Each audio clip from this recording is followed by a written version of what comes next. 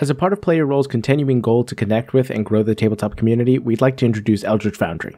They're an absolutely incredible tool for customized miniatures, and if you want to make monsters, characters, or even just that perfect NPC, Eldritch Foundry can do wonders to help you achieve that. Right now, we're actually partnered with them to give you guys 15% off your order so long as you use the coupon code PLAYYOURROLE. If you've been waiting to get that perfect miniature, now's your chance, especially if you want to use it for a villain, because I think that's the most fun you could do. Anyways, enjoy the video. So this is actually going to be a little bit of a different video for me. Anybody who's familiar with my channel knows that I talk specifically about roleplay. I talk about roleplay, I talk about how to roleplay, I talk about how to roleplay your character. That's my focus. Mechanics are secondary at the best. But the fact of the matter is, for this video, I'm going to do something I usually don't do. I'm going to talk about how to play a strong character. I'm going to talk about how to play an optimized character. And then I'm going to talk about, well, how I would roleplay them. So let's talk about that.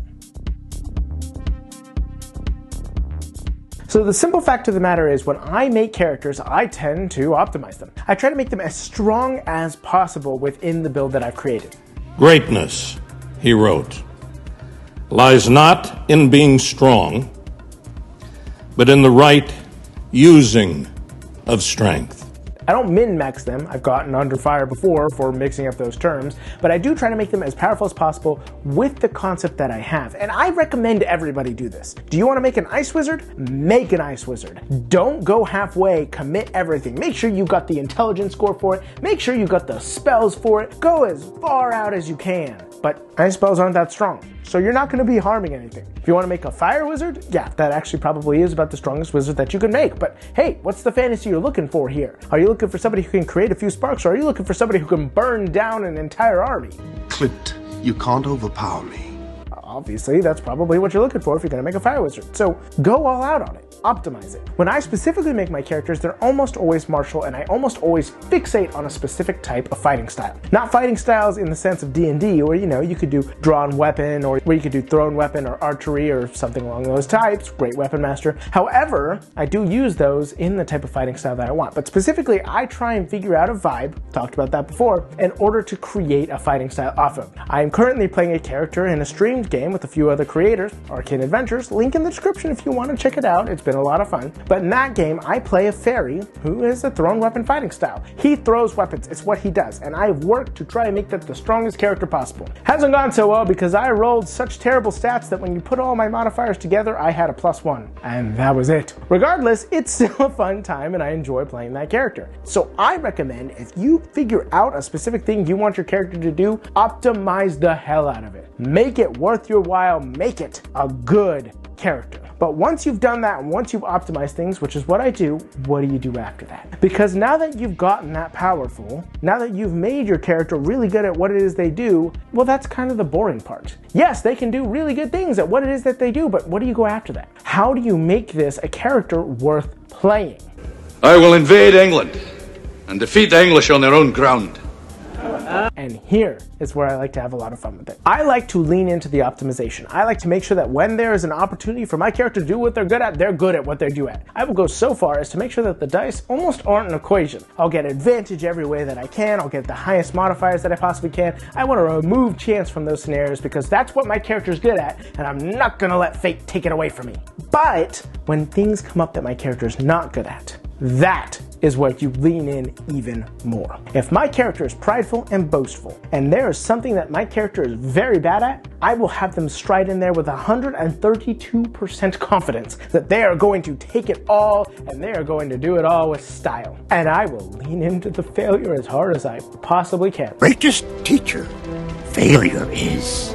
In fact, I will even go so far as optimizing my failure. I will try and get disadvantage on things. I'll try and get a negative modifier on things. I'll try and purposefully harm myself so that I cannot succeed on this as hard as the dice may try. Why? Well, because it makes the optimization elsewhere that much more fun. Think about it this way. If I've made a character who is in at being the face of the party, they can persuade the pants off of anybody. They can basically convince anybody to do anything. They have a silver tongue. And they go into a scenario and they kill it. They basically stop an entire war. That's great, that's awesome, but I have to understand that by stopping that war, I prevented an adventure that the fighter and the barbarian in my party might have seriously enjoyed. And so I have to let them shine when they go into things. But say that same character with a confident silver tongue thinks that he could talk his way out of the middle of a fight.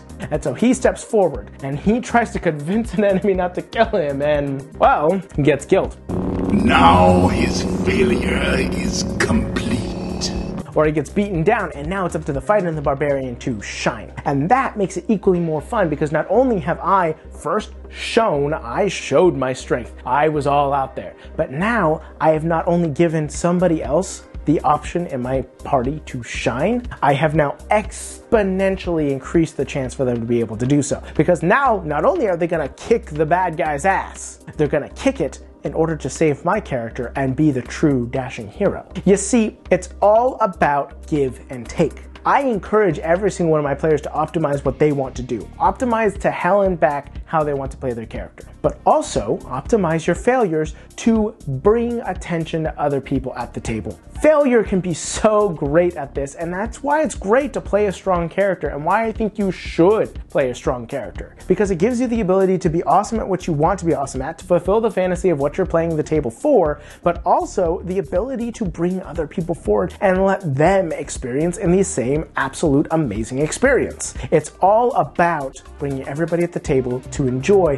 what they came to the table to enjoy in the first place. And by doing this, you can increase the fun at your table so much. The best example that I could give is I'm going to talk about the one character I constantly talk about, D'Artagnan. Please don't get upset at me for talking about him so often. I played him for over 2 years. It's easy to have a lot of stories, but he was very, very good at using his gun and shooting at things from afar. He was amazing at being a sniper. And then in one particular battle, I had him decide to grapple hook all the way into the middle of an enemy team and try and fight a mano-a-mano. This guy was a sniper. He was a far-ranged, intelligent sniper. And when he went straight in, he immediately got held person, paralyzed, and beat to hell and back, and the sword mage had to run in and save my life. Was that optimal for my character to do? Hell no. Was it awesome for them? Yeah. And that's the whole purpose of it. Be good at what you're good at.